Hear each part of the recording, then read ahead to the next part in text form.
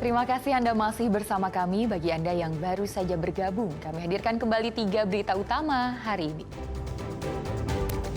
Karena sering tonton film porno, seorang kakek setubuhi 2 perempuan di bawah umur.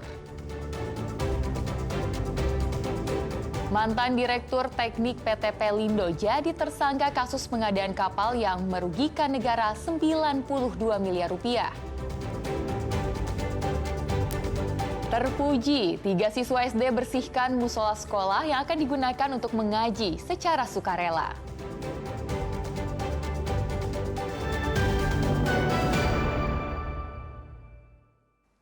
Mantan Direktur Teknik PT Pelindo Cabang Belawan dan PT Dok Perkapalan Surabaya ditetapkan sebagai tersangka atas kasus korupsi pengadaan kapal tunda tahun 2018-2021. Potensi kerugian negara atas korupsi tersebut mencapai 92 miliar rupiah.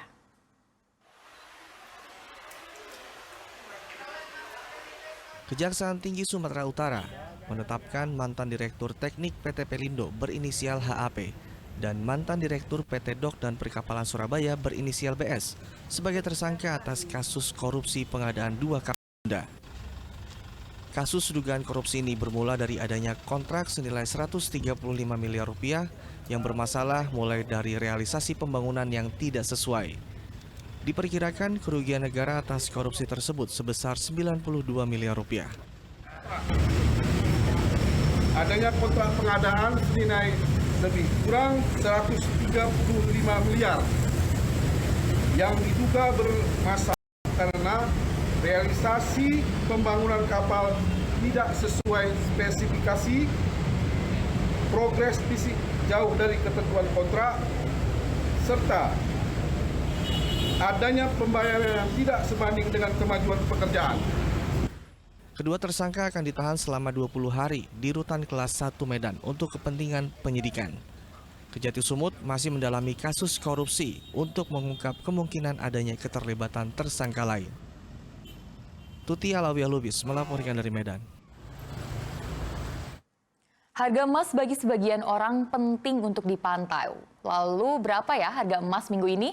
Wow, ternyata harga emas di akhir minggu ini kembali mencetak rekor termahal.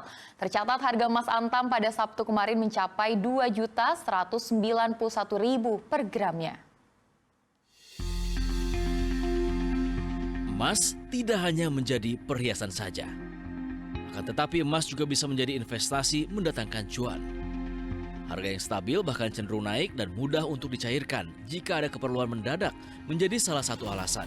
Seperti yang terjadi pada hari Sabtu kemarin. Harga emas kembali mencetak rekor tertinggi dalam sejarah. 1 gram emas batangan Antam tembus seharga Rp2.191.000. Harga emas Antam Sabtu kemarin melampaui harga emas pada pertengahan bulan April lalu yang mencapai Rp2.023.000 per gram. Jika ditarik dalam 1 pekan terakhir, harga emas Antam berada di rentang Rp2.123.000 sampai Rp2.191.000. Sementara perkembangan harga emas di sepanjang tahun 2025 mengalami naik turun akan tetapi cenderung naik di setiap bulannya. Sepertinya nggak ada ruginya. Jika punya uang lebih untuk menyimpan emas, siapa tahu aja bisa cuan. Tim Liputan 6 SCTV melaporkan. Siswa sekolah dasar di Deli Serdang menjadi pusat perhatian setelah melakukan aksi terpuji. Sepulang sekolah, pelajar itu membersihkan musola atas kemauannya sendiri. Aksinya pun menuai banyak pujian.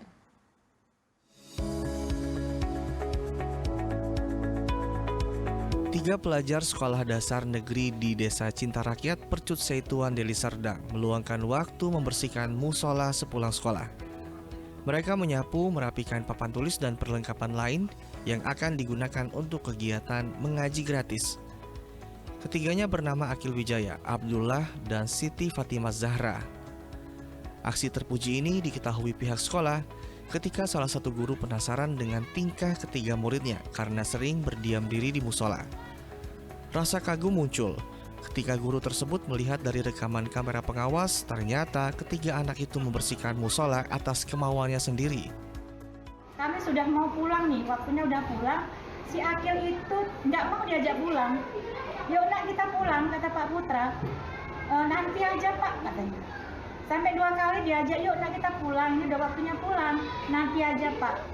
Ya kemudian kami pulang, si Akil itu berada di depan musola.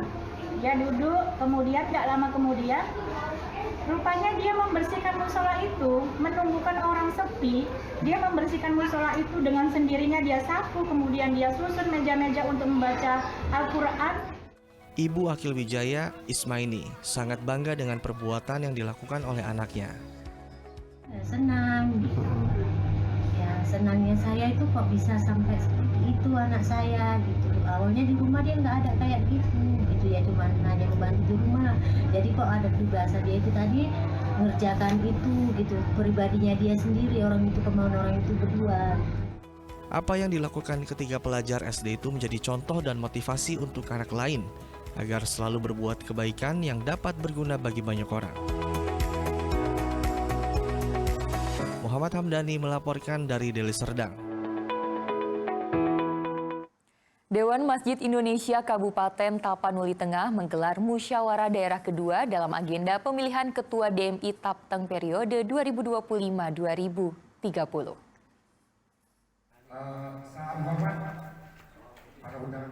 Musda 2 DMI digelar di Kantor Urusan Agama Kecamatan Panda, Tapanuli Tengah. Acara dibuka dengan pembacaan ayat Al-Quran, doa bersama, menyanyikan lagu Indonesia Raya dan Mars DMI. Selain itu, pengurus DMI Tapteng menyampaikan sejumlah program kerja mereka selama periode 2020 hingga 2025. Selama periode tersebut, DMI telah membangun 17 masjid di daerah pedalaman dan menggagas gerakan subuh berjamaah. Musda 2 menetapkan secara aklamasi Bashri Nasution kembali memimpin DMI Tapanuli Tengah periode 2025-2030. Kita sudah kita bangun masjid 17 ya, kita tingkatkan masjid yang ada, musola yang ada, atau masjid yang sudah tidak layak kita tingkatkan. Harapan semua masjid itu bisa dilalui dan dilihat oleh Dewan Masjid Tengah, bisa adil di tengah-tengah mereka. Itu harapan kita, artinya mereka menganggap bahwasanya mereka punya saudara.